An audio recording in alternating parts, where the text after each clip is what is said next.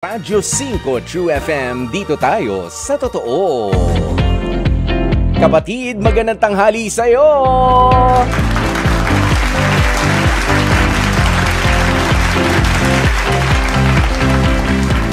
Ayan.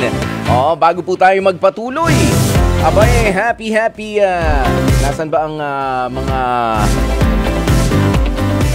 si Ma'am Cherry. Ayan, may message lang sa akin. Binasa ko lang si Ma'am Cherry Baile. Okay. Lilibre kita. Sabi, lilibre. Ang sweet talaga ni Ma'am Cherry. Oo. May hiningi kasing pabor, etchos. Ayan, 9 minutes makalipas alas 12 ng tanghali, mga kapatid. Oo, dapat medyo nagmamadali na tayo sa pag-share ngayon. Sana naman po ay magkumahog na rin kayo sa pag-share ng ating live streaming. Nakikinig pala si Ma'am Cherry talaga. Oo, ayan. Basta hintayin ko yan Ma'am Cherry, yung libre. Pwede ba una yung libre? Pwede mamaya pagbalik mo dito? Ayan, sige, go!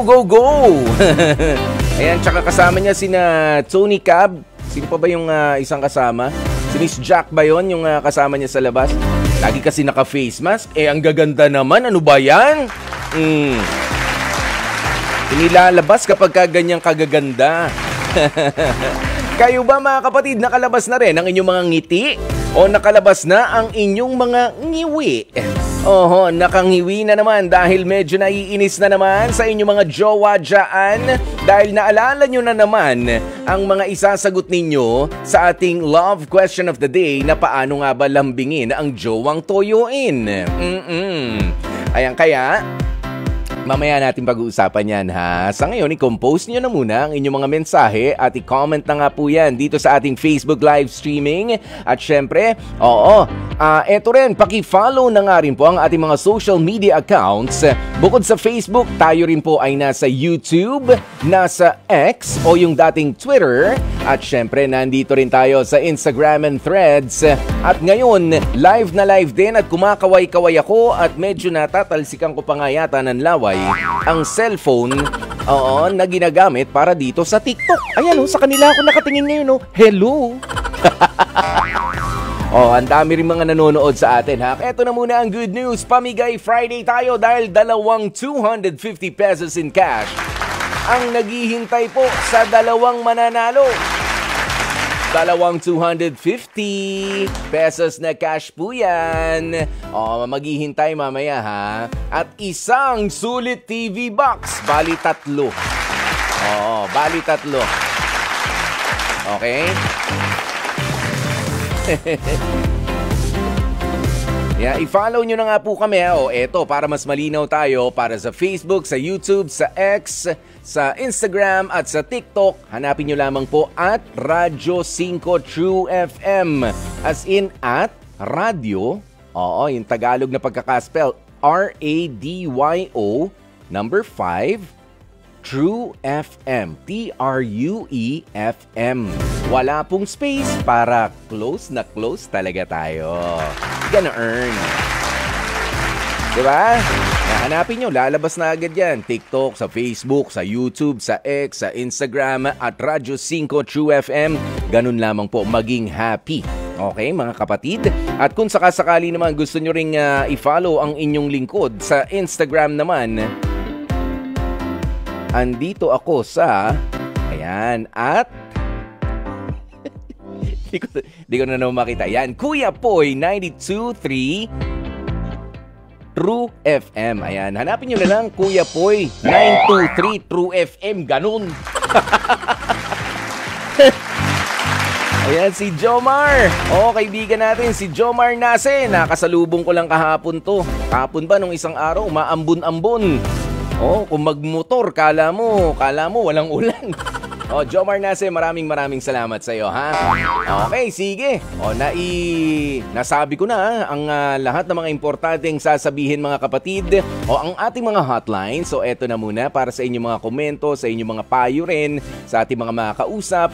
Eto ang ating mga hotlines. 86315788 o ang 86316674. Okay? At syempre, ang aming paalaala rin na sa Sunday, ang ating catch-up episodes, alas 12 ng tanghali, onwards. Okay? Mas mahaba pong pagsasamahan natin yan para sa inyong mga paborito o para sa inyong mga na-miss na mga episodes natin dito sa H2H o Heart to Heart.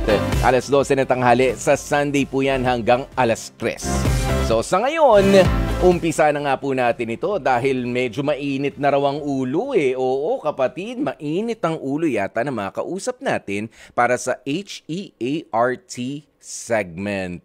Dahil ganito kasi. Dahil sa takot na iwanan at palitan, itong si Kevin ay nagawang itago ang passport ng kanyang live-in partner na si Daniela. Yan po ay matapos na ayaw payagan nitong si Kevin na pumunta sa Saudi Arabia ang kanyang kinakasama. Ito raw po ay kahit naman para sa future nila ang gagawing pagsasakripisyo ni Daniela para lumayo sa ating nalumayo papuntang Saudi Arabia. Sa tindi ng galit nitong si Kevin, posible palang mauwi sa hiwalayan na nakikinikinita niya. Pwede na silang maghiwalay. Oo, kung sakaling magpumilit pa rin daw itong si Daniela na mangibang bansa. Naku, tignan mo nga naman ano. Ito mula pa sa Nueva Ecija, kausapin nga po muna natin si Daniela. 26 years old. Hello, Daniela. Magandang tanghali sa'yo.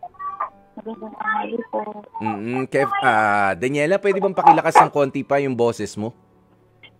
Hello po, magandang tanghali po. Yun, okay. Sige, Daniela. Ikaw ba first time mo kung sakasakali na ibang bansa? Opo, first time po. Gaano katagal ang pag-secure ng passport? Alos magwa 1 month na po niyang sinasabi. Hindi, gaano katagal na mag-secure niyan sa Nueva Ecija? Sa Nueva Ecija ba? Hindi, dito yan sa Maynila, di ba? Opo. Oo. Ilang araw mo inayos-ayos yan, yung mga requisitos, yung mga requirements? Halos more than 2 weeks din po kasi may appointment and schedule po yun. Oo, di dun pa lang. So, galing Nueva Ecija, pupunta ka dito sa Maynila, tapos babalik mo ng Nueva Ecija, maghihintay na bago ka pa makabalik, di ba? Nung ginagawa mo yan, alam ba ni Kevin, ng yung kinakasama, na may plano kang mangibang bansa? Opo, nung plano pa lang po na mag-iibang bansa, sinasabi ko na ino-open up ko na po sa kanya, pero umpisa pa, ayaw niya na po. Gusto ko po talaga. Bakit? Dito ba sa Pilipinas ay hindi ka nakakita ng trabaho na medyo mas maayos din naman, ganyan? May work naman po na bali nandito ako sa store ng ate ko. Kaso po kasi syempre iba pa rin po kasi pagka nasa ibang bansa. And yun yung nakingitang future ko na para sa akin. Maging okay, pati yung family ko po. Okay. Ito bang, ang pagsasama nyo ba ni Kevin, gano'n nakatagal, Daniela? 5 years. 5 years na live-in partners? Yes po. Okay. Sige, mamaya natin kakausapin si Kevin, ha? Ikaw muna, Daniela. Ayan, nandyan lang ba siya sa paligid? Nasa bahay po siya. Ako po nasa store po. Nasa store naman. Oo. Sabi kasi dito, medyo mainit na raw ang ulo nitong si Kevin at ayaw talaga ng gigigil kapag ipinipilit mo na mangingibang bansa ka. Opo, kung ano-ano na po agad yung naiisip niya, kung ano-ano na sinasabi niya na parang sobrang advanced naman yung naiisip niya, hindi ko naman gagawin. Ganun po. Ano ba yung mga ano na yung mga ibinabato sa iyo ni Kevin na mga duda niya? Baka daw makakilala po ako ng iba doon, mag-entertain po ng iba.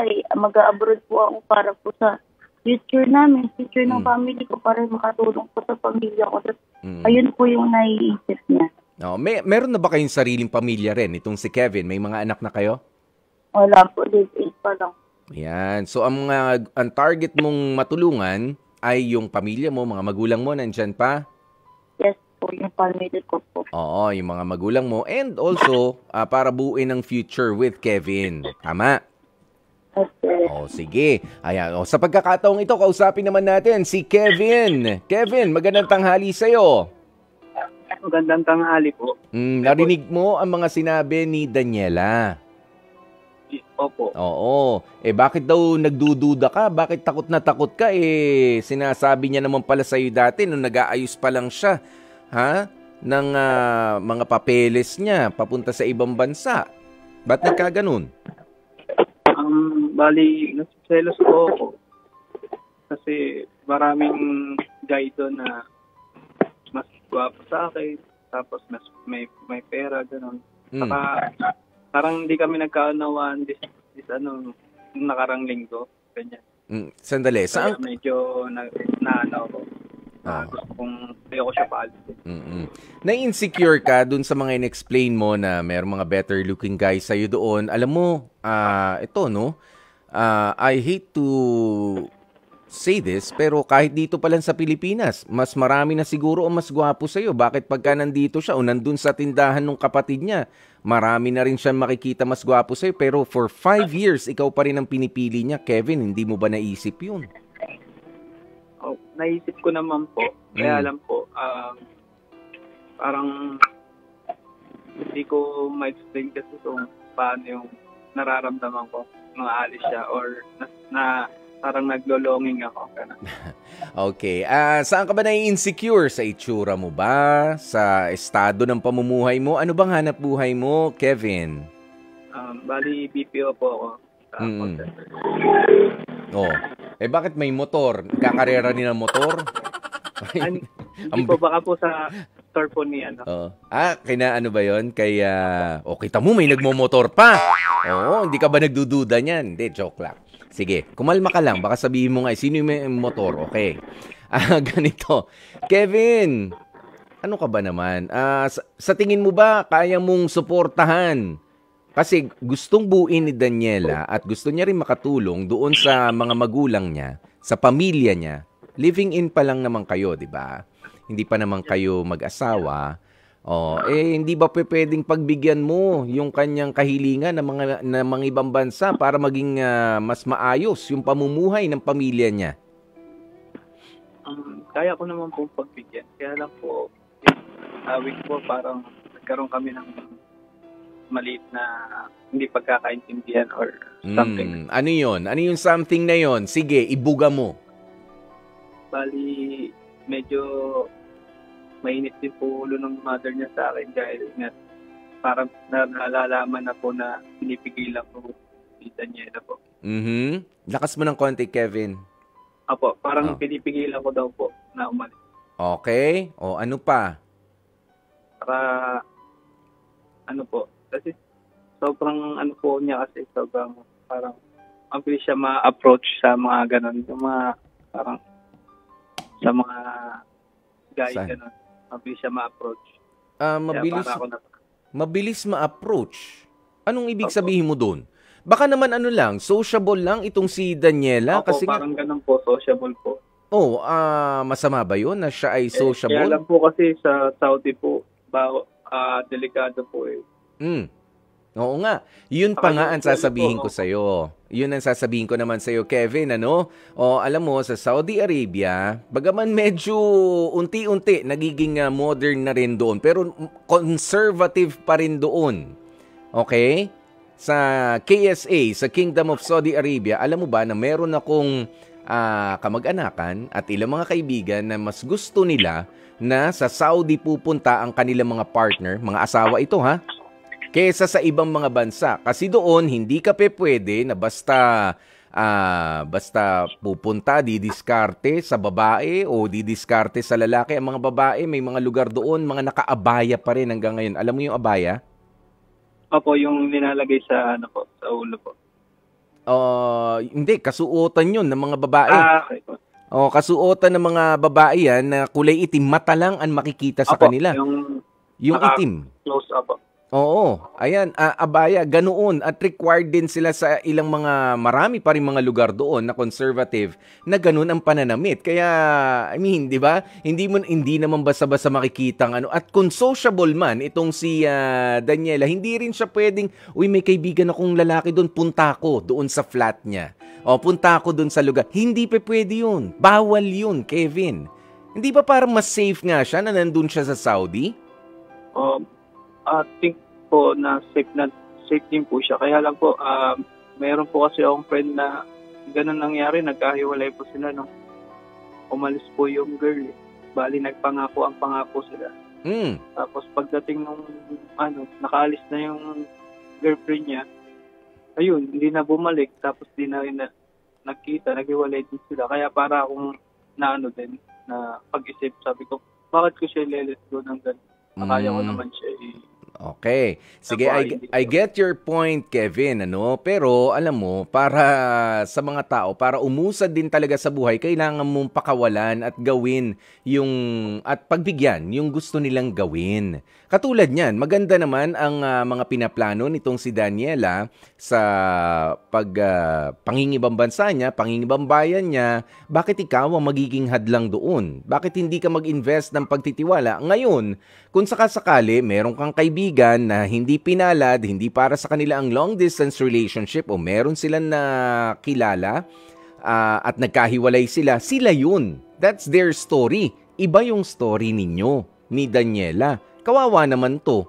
Paano siya lilipad? O paano niya maabot ang mga pangarap niya rin sa buhay? Kaya nga tinatanong kita, kaya mo bang palitin yung mga pangangailangan o kailangan na magulang niya na mapadalhan ng ganito kung nandun siya sa Saudi? Kaya mo ba na i-provide yon for Daniela? Kaya naman po kahit paano. Sisikapan. Hindi pwedeng kahit paano. Yung ibig sabihin ko, yung sweldo na sweldohin doon ni Daniela, tapos yung i-share niya sa magulang niya, papadala niya, kaya mong ibigay, Kevin? Hindi siguro ganun kalaki. Ayun nga. O bakit hindi mo siya subukan? Because kahit tayo ay nasa loob ng isang relationship, as individuals, meron tayong mga gusto na mangyari rin sa buhay natin. Hindi pwedeng lahat ng desisyon ko ay nakabase doon sa partner ko. Paano ko uusad niyan? Kung ayaw ng partner ko dahil doon nagtatrabaho yung ex ko for 10 years na meron ng 17 anak at ganun ang iisipin ko, lalandiin niya yung ex niya, saan ron? Nasaan ang pag-unlad doon? 'Di ba? Yun yung sinasabi ko. Daniela, balikan ko muna si Daniela, Kevin, ha? Daniela. Lopo. Narinig mo yung mga sinasabi niya ni Kevin. Narinig mo na rin yung ilan sa mga nabanggit ko kay Kevin. Ano ba yung gusto mo pang ipaunawa dito sa live-in partner mo? Ano ba yung makakapagpaayos ng sitwasyon sa ngayon na pinag-aawayan nyo noon? Ito, tutulungan ka namin na masabi talaga kay Kevin kung ano ang gusto mong mangyari, ano rin yung plano mo as an individual, hindi bilang karelasyon. Parang doon na lang kasi umiikot si Kevin tayo lang dalawa, dito lang tayo sa mundo na binuo ko. Meron ka rin mga pangarap sa buhay. Sige, go ahead, sabihin mo kay Kevin yan. Gusto ko lang naman po ipaintindi na hindi naman porket ganun po ang nangyari sa iba. Ganun po ang gagawin ko at mangyayari sa amin. Gusto ko pong ipaintindi sa kanya na yung buhay ko nila yun. At buhay ko to. Kausapin mo si Kevin. As in si Kevin directly yung kausapin mo. Go, Daniela. Yun nga, Kevin. Yun yung gusto ko ipaunawa sa'yo. Bakit tayo umabot dito na yung iniisip mo na baka ganun din yung mangyari sa atin dahil ganun yung nangyari sa kanila. Yun yung gusto kong ipaintindi sa'yo na hindi yung gagawin at hindi yan mangyari sa buhay natin. Dahil ginagawa ko to para sa magulang ko at sa magiging pamilya natin na pupuuro. Alam mo na sinasabi ko palagi sa'yo, na-explain ko sa'yo na ginagawa ko to hindi para sa ibang tao, hindi lang para sa sarili ko, para sa atin ko, para sa pamilya ko. Ayun, sana maunawaan na hindi same situation na mangyayari, porket nangyari sa kanila, pwedeng mangyari sa atin. Sana mauna yung tiwala mo na bago yun. Naiisip mo. Hindi ko alam paano mo naiisip. Daniela, medyo pakilakasan mo. Medyo nagpuputol-putol.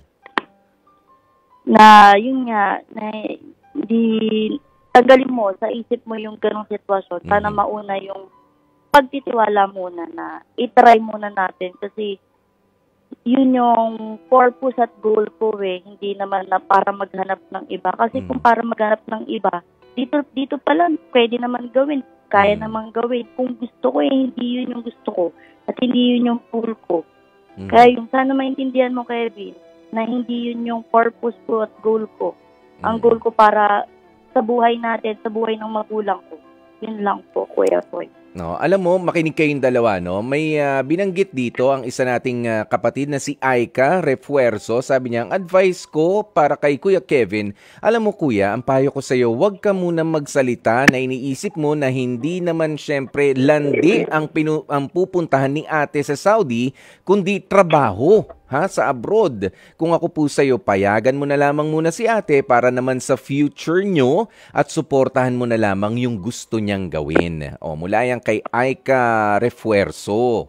Yun. Kasi, Daniela, ikaw ay sociable daw na tao.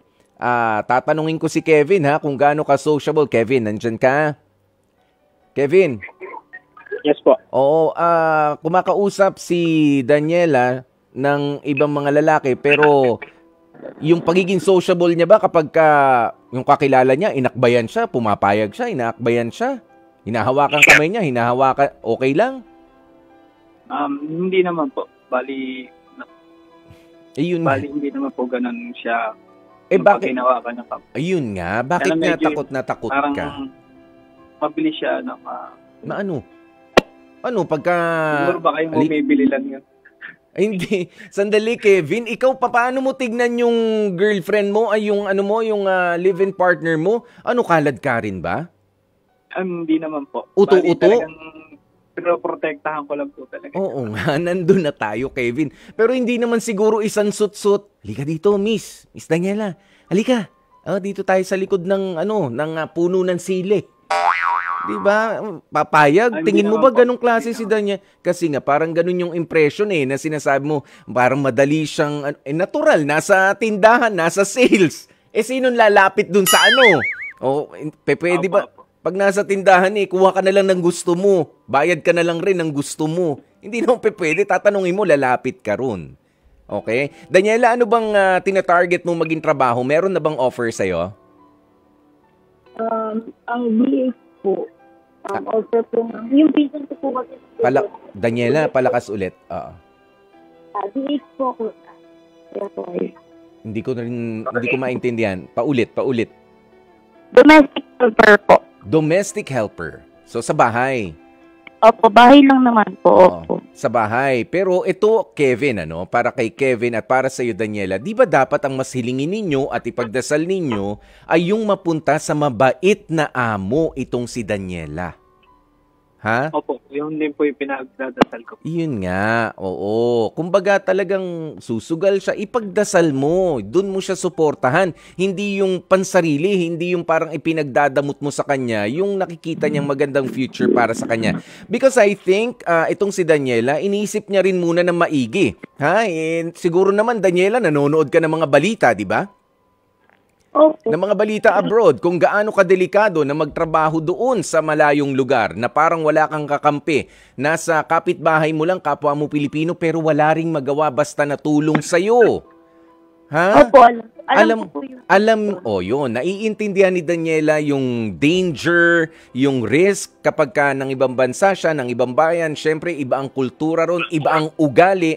Bakit hindi mo siya subukan suportahan doon?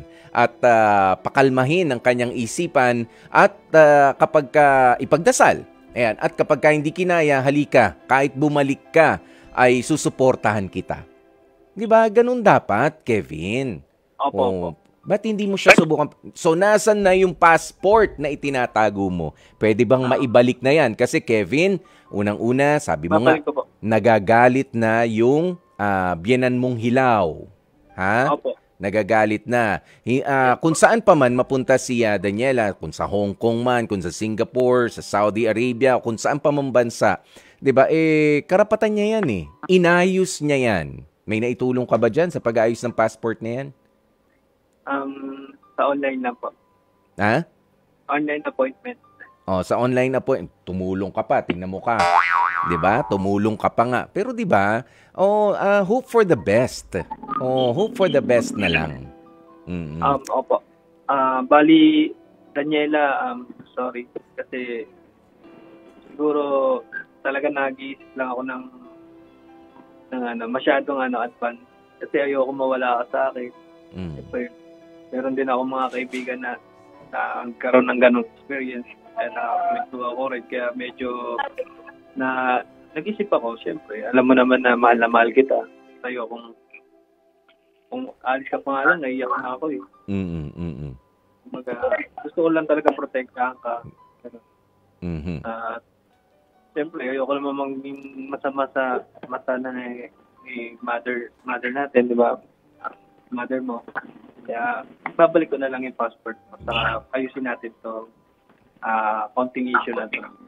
Yun. Di ba, Daniela? So, saan mo talaga inilagay? Sa ibabaw ba ng ref lang? At pinatukan mo ng placemat?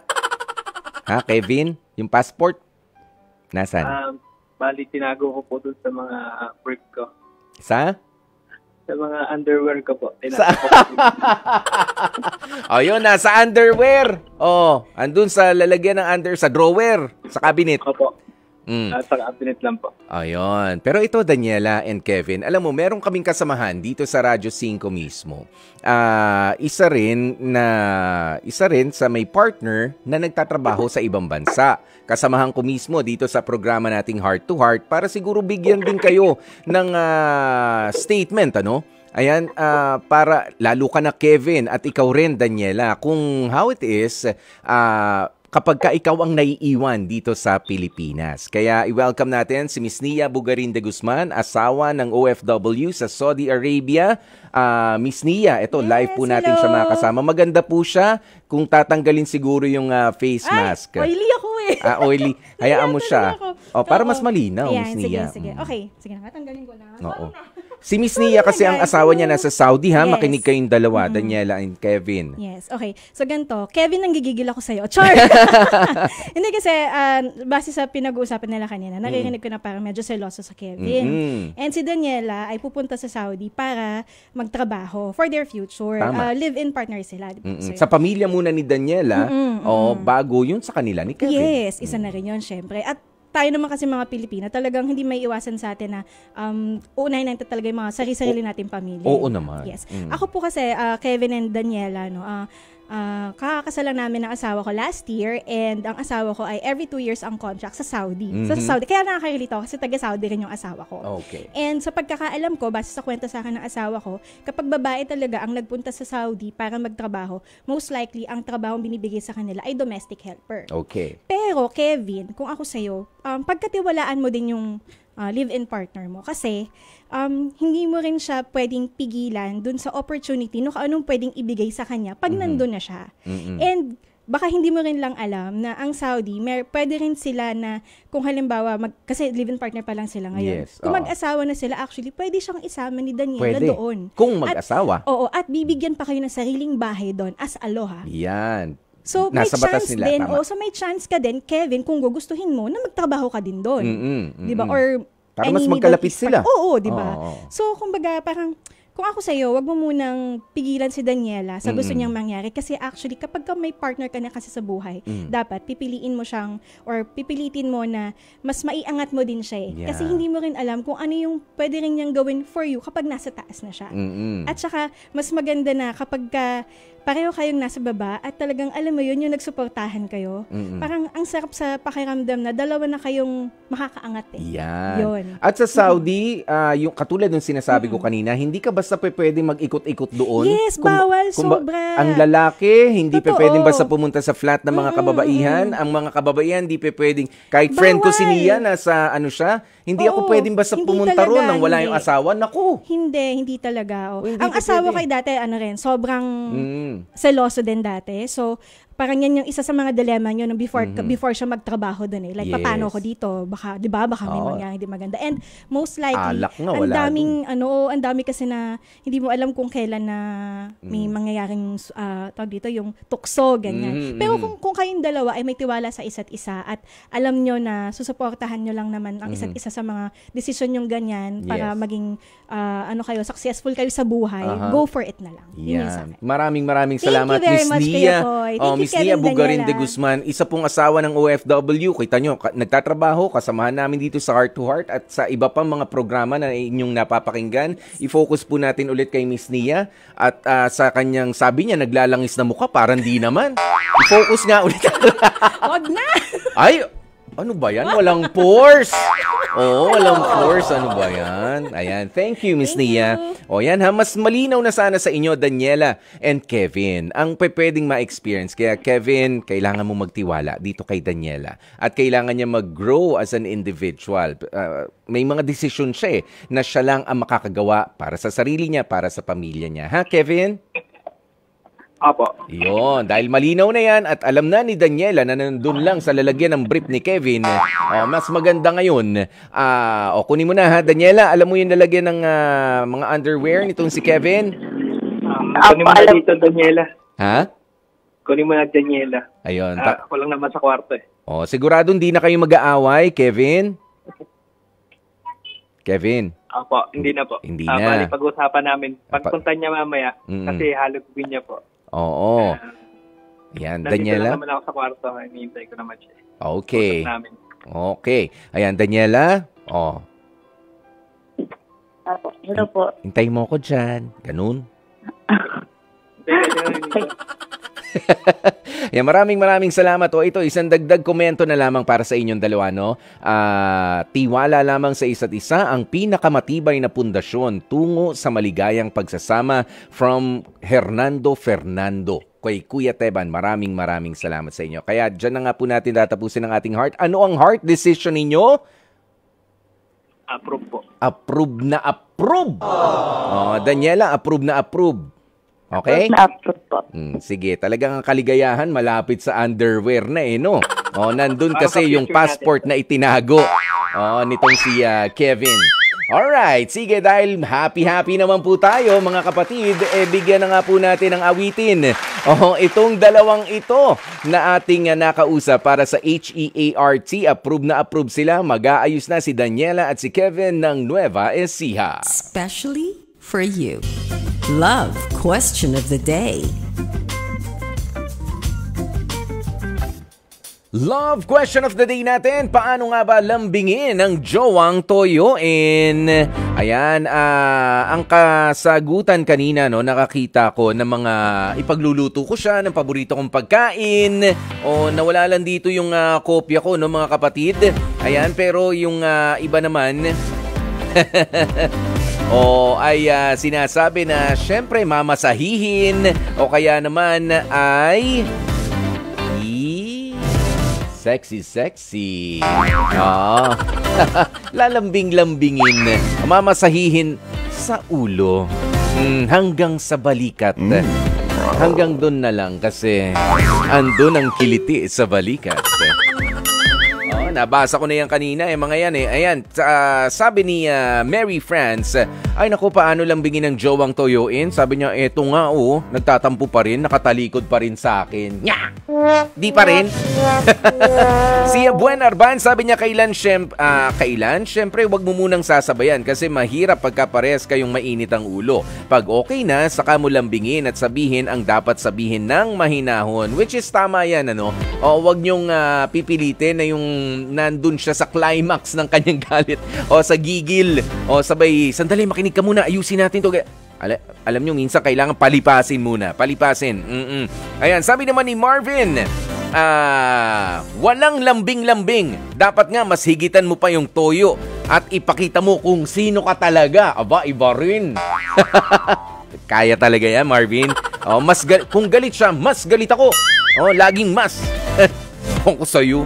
Ayan, si Darwin Rosel, sabi niya, magsusorry ako kung meron akong pagkukulang sa relasyon namin at gagawa ako ng paraan para mapasaya ko lamang siya. Papaano naman kapag ka nga tinoyo lang talaga, isang solid na toyo, wala kang ginawa, wala kang pagkukulang, pero talagang kailangan mo mag-sorry. Ay nako, yan ang wag niyong gagawin. Minsan, okay lang pagbigyan kapag ka medyo patwitams, mga pa-cute na tampuhan, pero mga kapatid, wag niyong sasanayan ang inyong mga partner na wala ka namang kasalanan, meron siyang kasalanan, Kumbaga, pinalampas mo na nga, pero ikaw ang dapat na mag-sorry. Wag. Baka kasi mamihasa and it's going to be stressful para sa'yo. Oo nga, mag-partner kayo. Oo nga, mahal nyo ang isa't isa. Pero kasi, nagiging, nadidistort kung yung papel mo. Kung ikaw yung babae, ikaw yung lalaki. Kapag ka ikaw na lang lagi, yung nagbibigay at nanunuyo. Yung iba na abuso kasi yan. At yung iba, bigla na lang sasabog hanggang sa biglang matatapos yung relasyon. Nang dahil, ay nako, lagi na lang akong sorry na sorry. Wala akong kasalanan. Ako pa rin pinagsasorry mo. Ikaw naman gumawa ng gulo. Ako pa rin magsasorry. Kakapagod. Ayan, para sa iba. At dun sa mga mahilig gumawa ng ganyang eksena, tigilan nyo na po yan. Hindi po kayo nakakatuwa. Ha ha ha. Dear Kuya Poy, Dear Kuya Poy, ka-live-in pero walang karapatan. Diyan ko sisimulan ang aking kwento sa araw na ito. Ako po si Honey, 36 years old, mula dito sa Valenzuela City. Bago ko ipagpatuloy ang kwento ko, ay hayaan niyo munang batiin ko kayo ng isang magandang araw at lalong-lalo na sa mga walang sawang sumusuporta sa programang Heart to Heart ng 92.3 True FM.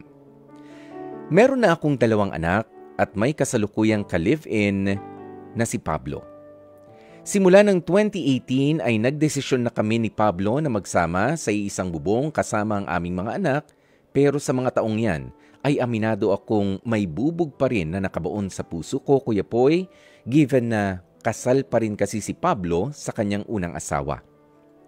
Noong nakaraang taon lamang nang pumanaw ang biyenan ni Pablo. Mula burol hanggang sa mailibing ito ay nandoon ang ka-live-in ko. Bukod kasi sa pinuntahan niyang lamay ay nandoon din ang 2 niya pang anak sa una para i-comfort ang mga ito. Matapos ang libing sa kaparehong taon din, Kuya Poy, ay namatay naman ang tiyahin ng live-in partner ko na halos nanay na nga ang turing niya. Okay na sana eh. Kaya ko pang unawain, pero nabalitaan ko rin na nandoon ang kanyang dating asawa. Nauunawaan ko naman na pakikiramay ang pakay ni Pablo, pero kasi feeling ko better din kung i-update niya man lang ako kahit papaano na pupunta rin ang kanyang legal wife sa burol na yon. Parehas na masakit sa feeling, Kuya Poy, ang 2 pinuntahan niya.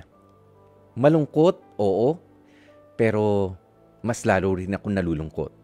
Ang hindi ko lang maintindihan ay kung bakit simula ng burol hanggang sa libing ay nandun siya sa biyanan niya.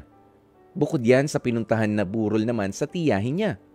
Pero imbis na kunin ang loob ko ay nagawa niya pang ipamukha sa akin na kasal sila ng una niyang asawa at may pamilya rin sila. At nilinaw niya sa akin na ako ay isang kabit. Kuya Poy, tinandaan ko ang mga katagang binitawan sa akin ni Pablo. Palagay ko nga rin after mangyari yon ay nagsimula na rin akong tabangan sa pagsasama naming 2. Hindi ko tuloy alam ngayon kung saan ako lulugar kasi hindi ako ang legal wife. Pero hindi lang talaga ako makapaniwala sa mga nasabi ni Pablo. Hindi naman ako ang naging dahilan kung bakit nauwi sa hiwalayan ang pagsasama nila ng una niyang asawa. Kahit mahaba na nga ang pinagsamahan namin bilang live-in partners ni Pablo, still wala pa rin akong karapatan dahil una pa lang ay hindi naman kami kasal ng partner ko. Para tuloy akong sinampal ng katotohanan kahit na ano pa ang gawin ko, ay hindi pa rin ako o hindi ko pa rin magiging legal husband si Pablo. Kumbaga sa huli, ay dehado pa rin ako. Malaking tulong po ang payong maibibigay ninyo, Kuya Poy, at ng mga nakatutok sa inyong programa. Maraming salamat at umaasa po ako na patuloy pang magtagal ang inyong programang Heart to Heart sa radyo. Lubos na gumagalang, Honey. Dear Kuya Poy, Napakinggan natin mga kapatid ang kwentong ito ni Honey na sinabi niya kanina ay ka-live-in na walang karapatan. Pero parang gusto kong i-rephrase yan doon sa kabit na naging masyadong demanding at assuming. Ganyan kasi ang magiging tingin ng iba. Pero ganito po kasi yan, honey, wag naman sasamaan loob mo. Kung sinampal ka ng katotohanan nitong si Pablo, ng iyong live-in partner, hayaan mong sampalin ka pa namin ng iba pang katotohanan na dapat mo nang malaman. Dahil medyo kailangan mong unawain pa ang katatayuan mo eh. Hindi ikaw ang legal na asawa, kaya matuto kang kumalma. Okay? Kung tinanggap mo na maging kabit nung una, kailangan tanggapin mo rin ang hangganan ng mga pwede at hindi mo pwedeng gawin, i-demand o i-assume sa relasyon na pinasok ninyo. Sa sinabi mong live-in pero walang karapatan, diyan ka nagkakamali. Meron kang karapatan na hindi pwedeng pakialaman ni Pablo. At ano yung karapatan na yan, honey?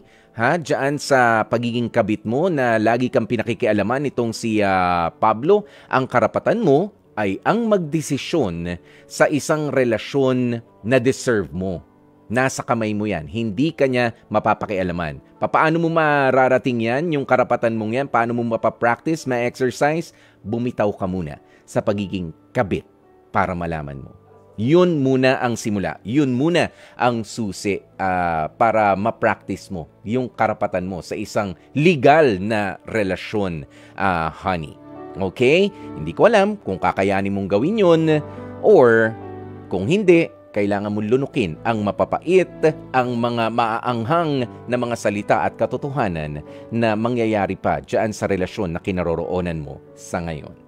At dyan natin tatapusin ang ating Dear Kuya Poy. At dito naman sa pagkakataong ito, i-announce nga po natin ang mga winners natin. Ayan ang caller natin sa HEART kanina. Sila ang bibigyan natin ng sulit TV box, si Daniela at si Kevin. Sige, congratulations sa inyo. At ang first winner naman ng, hindi pala, si Daniela pala yung bibigyan natin. Tapos ang first winner natin ng 250 pesos na cash ay si Kevin. Ayun, si Kevin. At yung second winner naman ng 250 pesos natin, si Buen Arban na sumagot sa ating love question of the day.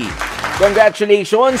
Ayan, pero syempre hindi naman pwede matapos ang linggong ito nang hindi ko pinasasalamatan ng mga nakasama natin sa ating programa, ang ating mga program assistants, sina Bea Rodriguez, Ed Acerada, Jaire Ann Manipo, Nia Bugarin de Guzman, studio technician, sina Aaron Tolentino, Ron Eugene Cruz, technical directors Joey Perez, Nanding Bazarte, and Miss Grace Toledo, ang ating researcher na si Rema Anwar, at ang ating executive producer na si Jeff Batlangao. Maraming salamat. Sunday, alas 12 ng tanghali, magkarinigan po ulit tayo para sa catch-up episodes ng Heart to Heart. Nakasama niyo po ang inyong lingkod. Ako po si Kuya Poy para sa 92.3 Radyo 5 True FM. Dito tayo sa totoo.